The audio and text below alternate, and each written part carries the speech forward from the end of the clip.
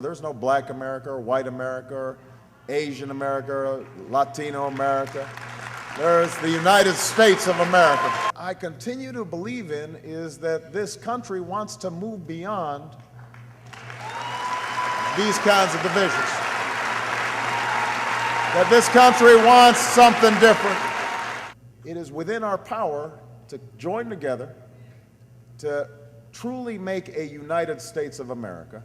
And that we have to do not just so that our children live in a more peaceful country and a more peaceful world, but that is also the only way that we're going to deliver on the big issues that we're facing in this country. We can't solve healthcare divided. We cannot create an economy that works for everybody divided. We can't fight terrorism divided. We can't care for our veterans divided. We have to come together. That's what this campaign's about. That's why you're here. That's why we're going to win this election. That's how we're going to change the country.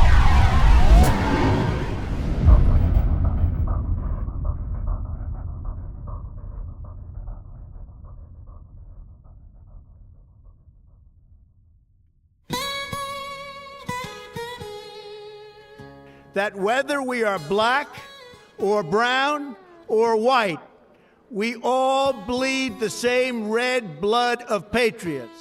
I put this up because I really want any white person in the room to know up front that this is what we're dealing with, that it's not going to be this coddling of white tears and what that looks like. We're not going to discuss, oh, maybe some of us have worked it out.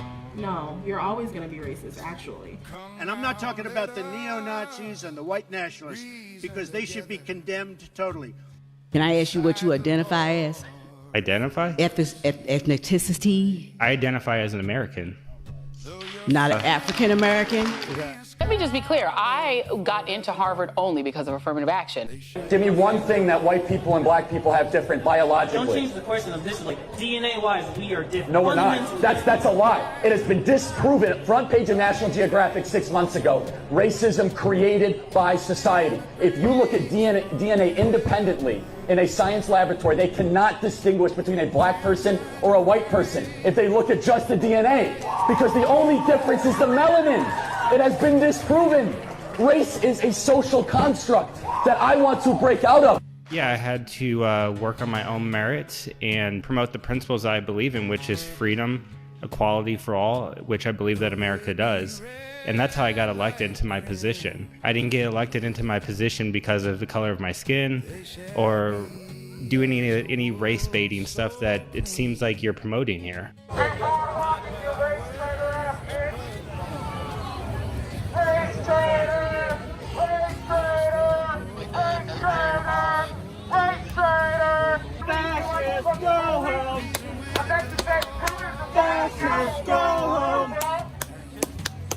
I want to ask a question of you.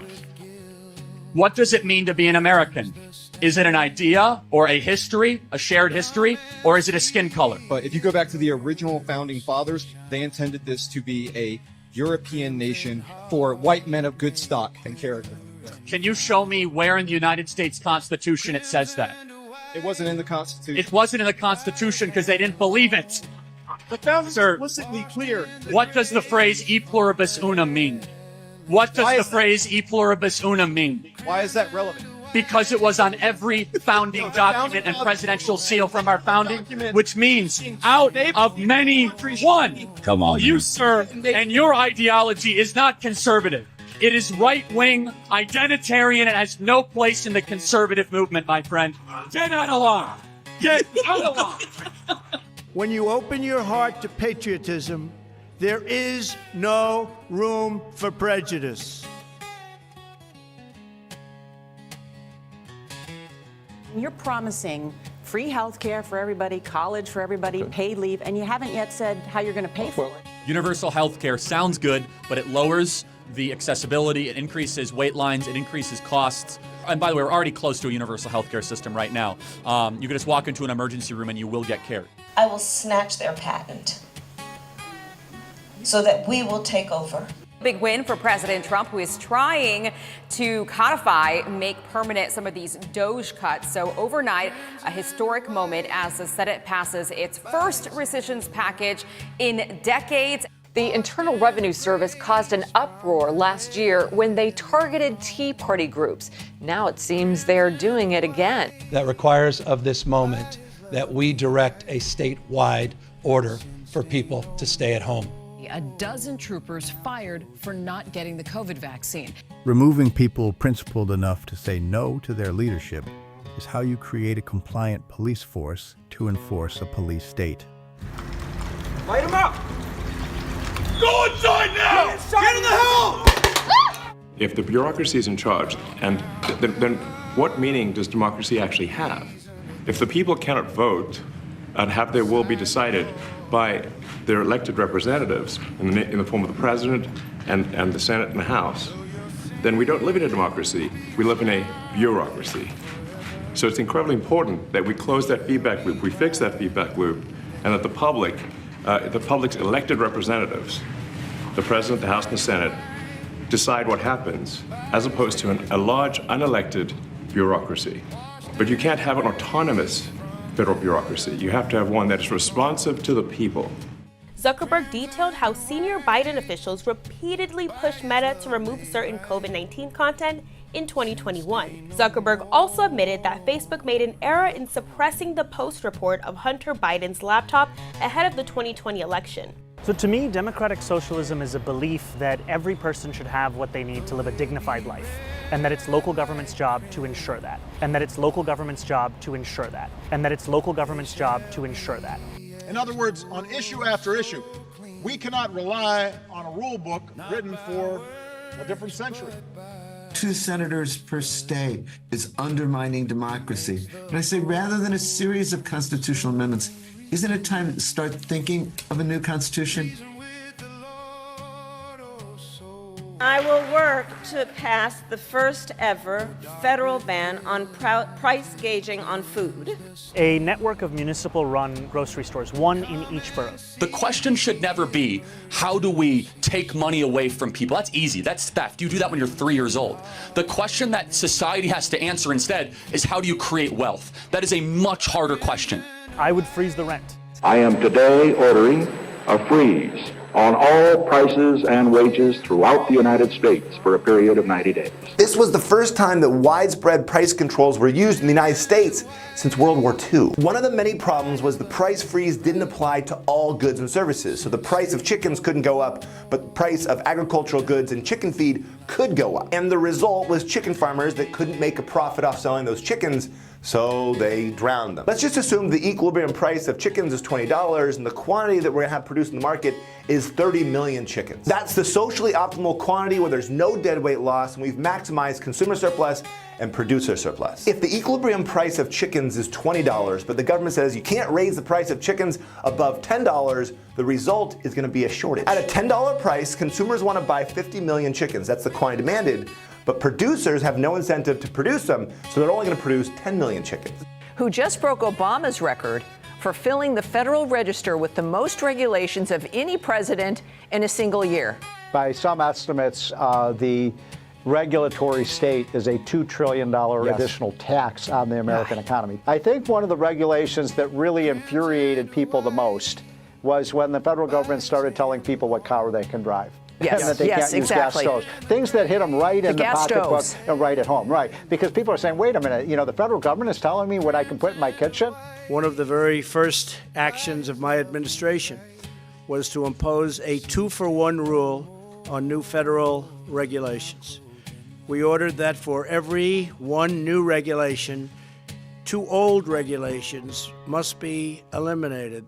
Well, one of the impressive things about what's happened in the past year is deregulation. And presidents always talk about it, but he and his people have followed through on it. You just look at what's happening in the energy field with a combination of technology. In a decade or so, we could be the lowest cost producer of oil in the world. We're now the largest producer of oil in the world. This is unbelievable. No one would have believed it a few years ago. I would argue that identity politics is exactly who we are. and it's exactly how we won. Second sort of safe space we're talking about is a actual physical safe location for different identity groups. A university isn't a home. That's not what it is. It's a place to be confronted by, I would say, often horrible ideas. You want to learn about history? You think that's going to be safe? Do you know what human history is like? It's an endless bloodbath.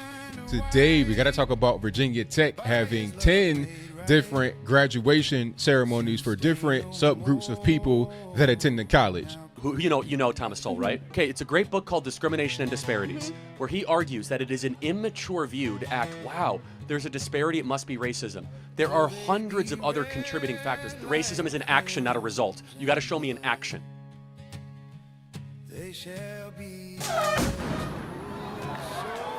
Don't let them get a second of news. Fuck these guys, bro. Fuck that shit.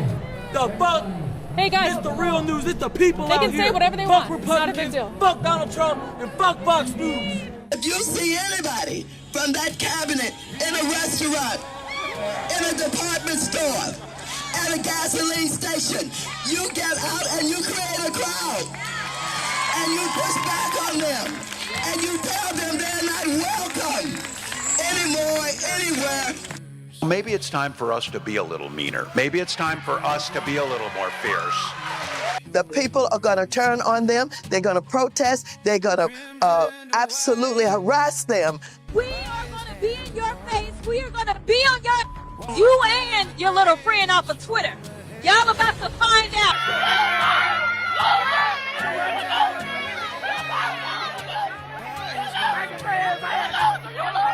Top tech companies have come under fire over allegations of anti-conservative bias. Now, a leaked internal memo from Google shows the allegations may actually be true. Here's a document from inside Google. It's an internal briefing describing and admitting that Google has shifted towards censorship in recent years. The flames of dissent on the campus of the University of California, Berkeley.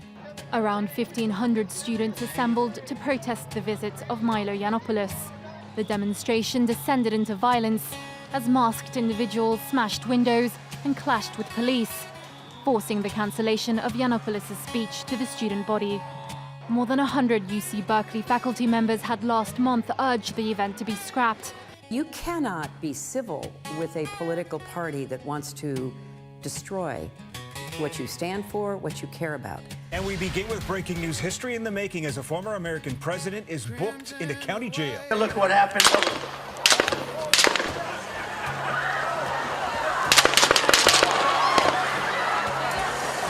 Donald Trump was almost assassinated yet again. And who is the media blaming? Well, Donald Trump. But I think the bigger issue is with sort of the masses. I mean, a meaningful percentage of people who describe themselves as very liberal say assassinations are okay.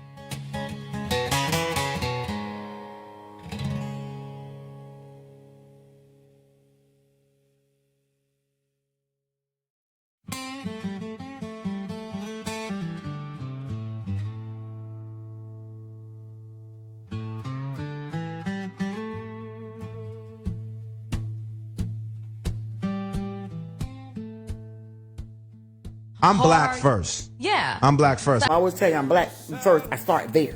We get caught up in where the ship dropped us off versus where the ship picked us up. Decir unas palabras en español porque yo soy guatemalteca con mucho orgullo, primero que soy americana. All these people got to get out of their colonialized minds and stop thinking, oh, I'm not this, I'm this. Okay, yeah, you can be Latin, but you're black first. You're going to always be this social construct of black first because that's what people see first. Hold on a minute. Liberals have been telling us for years that not saying race is racist. Anyway. No one has ever been more dangerous to this country than Donald Trump, and he is a fascist to his core. Accuse your enemy of what you are doing as you are doing it to create confusion. If you tell a lie big enough and keep repeating it, people will eventually come to believe it. The truth is the mortal enemy of the lie, and thus, by extension, the truth is the greatest enemy of the state. You think Donald Trump is a fascist? Yes, I do. Yes, I do. You see, the useful idiots, the leftists who are idealistically believing in the beauty of Soviet socialist or communist or whatever system in United States, all these professors and all these beautiful civil rights defenders, they are instrumental in the process of the subversion only to destabilize the nation. It's a slow process which we call either ideological subversion or active measures, активные мероприятия in the language of the KGB. Ideological subversion is the process which is legitimate, overt, and open. You can see it with your own eyes. All you have to do, all American mass media has to do, is to unplug their bananas from their ears, open up their eyes, and they can see it. What it basically means is to change the perception of reality of every American to such an extent that despite of the abundance of information, no one is able to come to sensible conclusions in the interests of defending themselves, their families, their community, and their country. It takes from 15 to 20 years to demoralize a nation. Why that many years?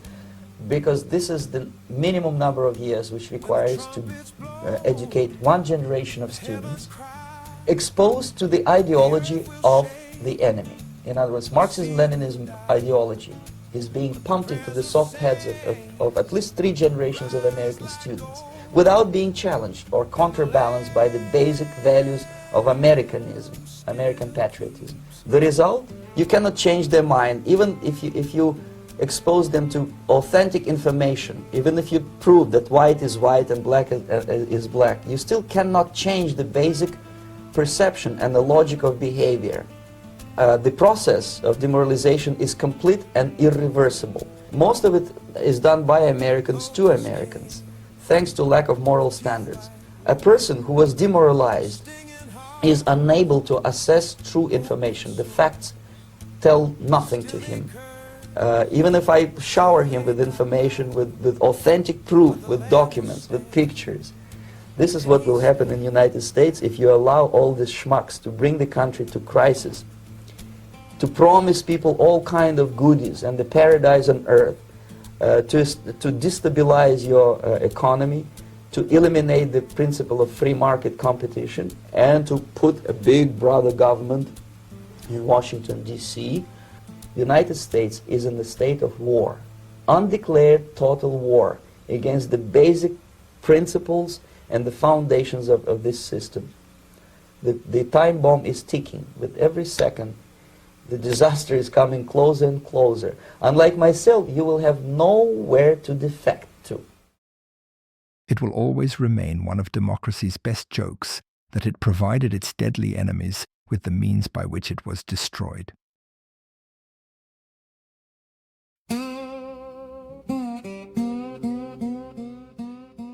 You can put half of Trump's supporters into what I call the basket of deplorables. You cannot be civil with a political party that wants to destroy what you stand for, what you care about. Look, are they a threat to democracy? Yes. Are they going to take our rights away? Yes. Are they going to put people's lives in danger? Yes. Are they going to endanger the planet by not dealing with climate change? Yes. A lot of people have tried to draw similarities between Mussolini and Hitler. The difference, though, I think makes Donald Trump even more dangerous. You could see how an unstable person would hear that over and over again and believe that he is going to become a hero by taking out Hitler 2.0, right?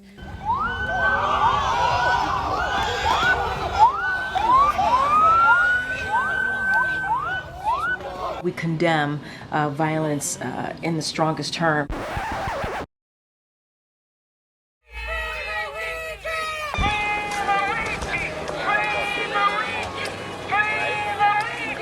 I said, no. I said, if we were in high school, I'd take you behind the gym and beat the hell out of him. I just don't even know why there aren't uprisings all over the country. Maybe there will be.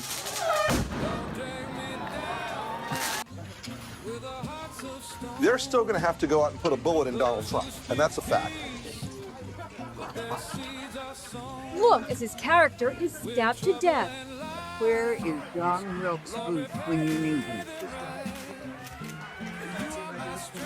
I have thought an awful lot about blowing up the White House. A Missouri state senator is under investigation by the Secret Service after saying she hopes President Trump is assassinated. I will go and take Trump out tonight. We are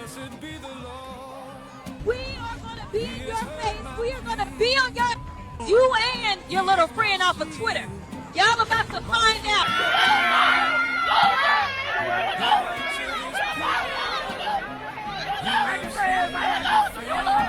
Areas of Los Angeles are now under a curfew from 8 p.m. to 6 a.m. as protesters have been clashing with police for days.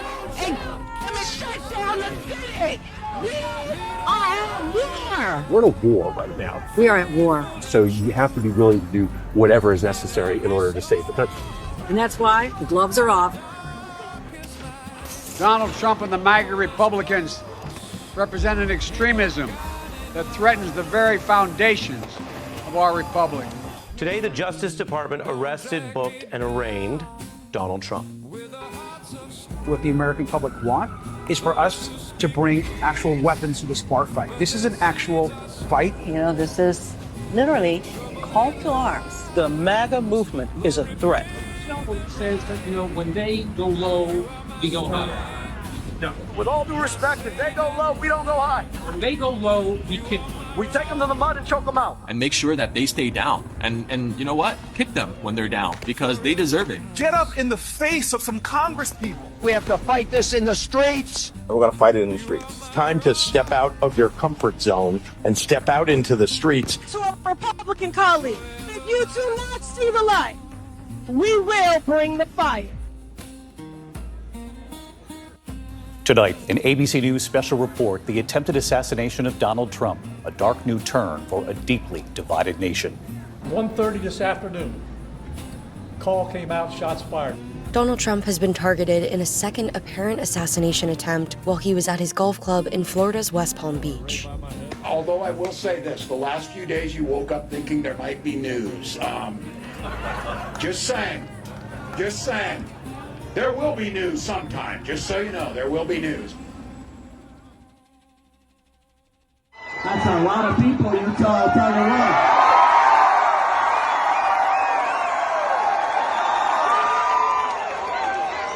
You know how many mass shooters there have been in America over the last 10 years? Counting or not counting gang violence? Great.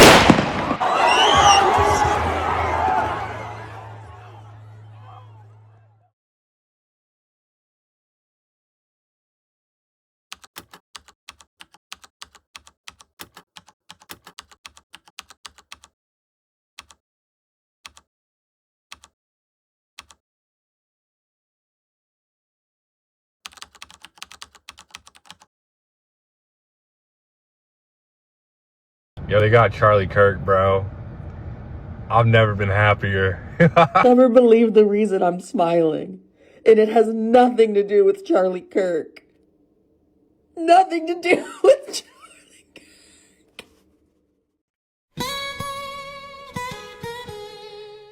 There can be no unity between good and evil. This is an ideology that runs very deep. Earlier this year, a poll found that more than 55% of people on the left believed that it would be at least somewhat justified to murder Donald Trump. These are not just some abstractions on a page. These are our fellow citizens. How can we come together with people who believe these things? I would say pour one out for Kirky Boy, but I don't waste good beer on little bitches. Charlie Kirk just got put down like a fucking dog in Utah, and I could not be happier. Praise fucking be. We've all seen the flood of posts on social media over the past week, not just a fringe few, but thousands upon thousands of people gleefully celebrating a father of two young children getting gunned down in broad daylight. Blue Sky, the left-wing alternative to X, was so overwhelmed with these posts that the platform was forced to issue a statement warning its users to stop glorifying the murder. It wasn't just random social media trolls. It was journalists, elite college professors, and even politicians, all but saying Charlie's assassination was justified. We saw the flood of hit pieces, the most powerful media outlets in the nation dishonestly attacking and villainizing Charlie for the most vicious possible terms. Look at how the bottom has fallen out related to Charlie Kirk, who was really a racist bastard. How can you ask us to unite under that? The facts are plain and clear, and we have to speak truth in this moment, or there's no other side of the mountain. None of this emerged out of thin air. What you're seeing with Charlie Kirk is what got through. Charlie Kirk lived under a cloud just as I have. It's the reason that I stopped doing Change My Mind, where there were 12 felonious assaults, attempts at battery, and attempts on my life, and I know quite a few, and many I don't, of Charlie Kirk. Over the past decade, we've seen an explosion of political violence, not just one-off lone wolf attacks, but organized, systemic political violence at a mass scale. It is not organic. We must reject an attempt to paint it as some kind of random phenomenon with no particular creed or ideology. When I was in 2016 voting for Hillary Clinton, I was working in a small office then. The majority of the people I was working with were Republican.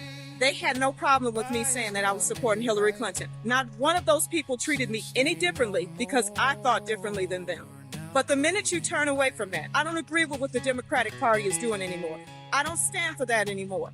The minute you do that, the Democrats have a problem with it. But they're the ones preaching tolerance. They're the ones preaching acceptance. They're the ones talking about the hatred on the other side, when really the hatred is on their side. The imperative is clear. At a minimum, we must expose the fraud of their moral platform and destroy it utterly.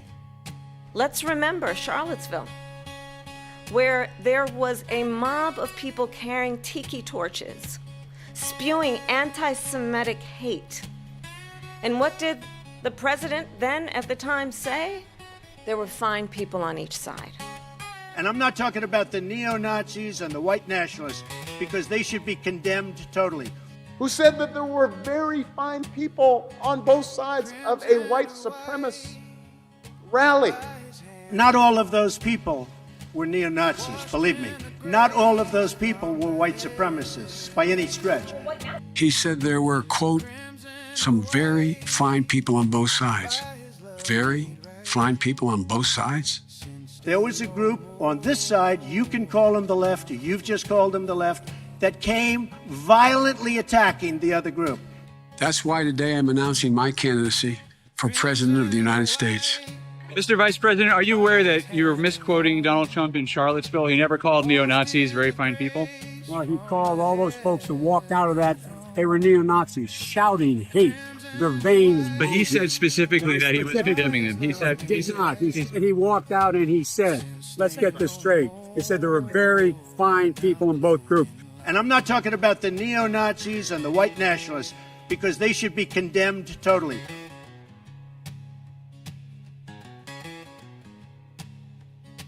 We're in the battle for the soul of this nation. Well, that's even more true today. I am advocating for lawful, maybe let me clarify, ruthless violence in defense of us and our own. And if you give me 1.5 minutes, I can make it crystal clear if we need to. I want to be clear. I want those on the left to speak freely and to be able to host their events with minimal security as they do now for the rest of their lives. Just as surely, I want them to be deathly terrified of showing up and acting with the increasing violence as they have at our events. I do. Someday I pray that we can be united as a country again and go forward together as a one people and under one flag. Healing will require both accountability and contrition. I feel like we as black people get caught up in that semantics that separates us as opposed to uniting us. They're so close, but they choose not to see it. They clumped us all in one group. In order to reduce our power, we need to be clumping each other in that one group and figuring out how we heal and become whole, which is literally what they're scared about. So we actually do the thing that they're accusing us of. That's how we're going to get safe.